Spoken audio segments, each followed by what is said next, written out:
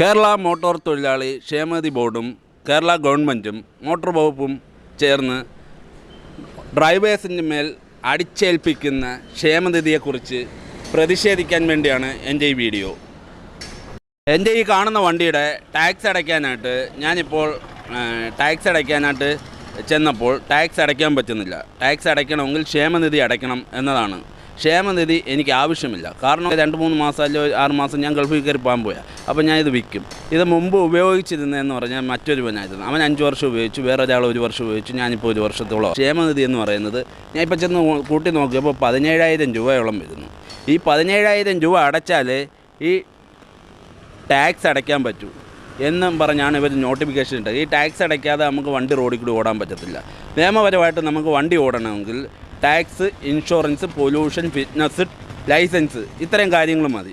മറിച്ച് ഗവൺമെൻറ് കൊള്ളയടിക്കാൻ വേണ്ടി, ഡ്രൈവർമാരെ കൊള്ളയടിക്കാൻ വേണ്ടി ഗവൺമെൻറ് ഇപ്പോൾ ഈ വെച്ചേക്കുന്ന നിയമം അടിച്ചേൽപ്പിക്കലാണ്. എനിക്കിതിൻ്റെ ആവശ്യമില്ല. പക്ഷേ ഇത് ഗവൺമെൻറ് മുൻപോട്ട് വെച്ചേക്കുന്ന ക്ഷേമനിധി തൊഴിലാളികൾക്ക് ഗുണകരമാവുമായിരിക്കും, അല്ലെങ്കിൽ ഗുണകരമായിട്ടായിരിക്കും അവർ ഉദ്ദേശിച്ചേക്കുന്നത്.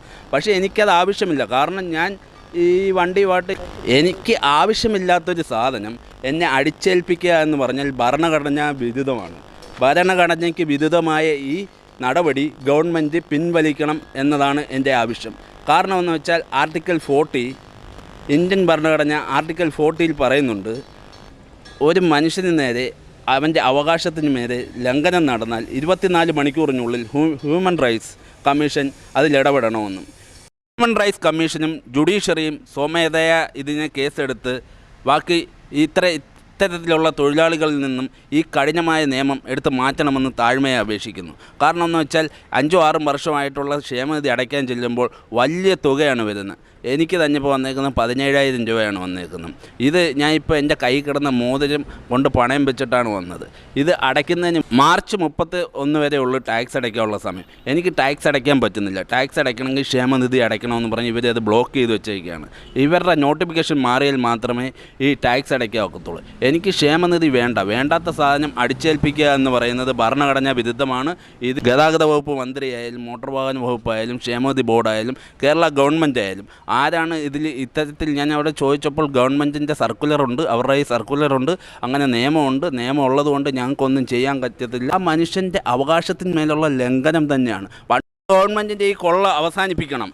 ഇതിനേക്കാൾ ഭേദമായിരുന്നു മുൻകാലങ്ങളിലെ മീശ വെക്കുന്നതിനുള്ള കരവും മാറുമറയ്ക്കുന്നതിനുള്ള കരവും ഒക്കെ ഉണ്ടായിരുന്നു. ആ കാലഘട്ടത്തെ വീണ്ടും ഓർമ്മപ്പെടുത്തുന്ന വിധമാണ് ഇത്തരത്തിലുള്ള ഗതികെട്ട പിരിവ്.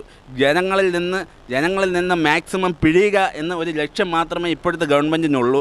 രീതിയിൽ പോയിട്ട് ജനങ്ങൾക്ക് ഭാരമാകുന്ന ഒരു ഗവൺമെൻറ്റായി മാറരുത്, മറിച്ച് ജനങ്ങളുടെ ഭാരം ചുമക്കുന്ന ഒരു ഗവൺമെൻറ്റായി മാറണം. എപ്പോഴും വാദോരാതെ നിങ്ങൾ പ്രസംഗിക്കുന്നുണ്ടല്ലോ ജനകീയ പാർട്ടിയാണ്, ജനകീയ പ്രസ്ഥാനമാണെന്ന്. എന്നിട്ടാണോ ജനങ്ങൾക്കെതിരെ ഇത്രയും വലിയ ചൂഷണം ചെയ്യുന്നത്? ഇതിന് എതിരെ ശക്തമായ നടപടി ഉണ്ടാവണം എന്ന് പറഞ്ഞുകൊണ്ട് ഞാൻ എൻ്റെ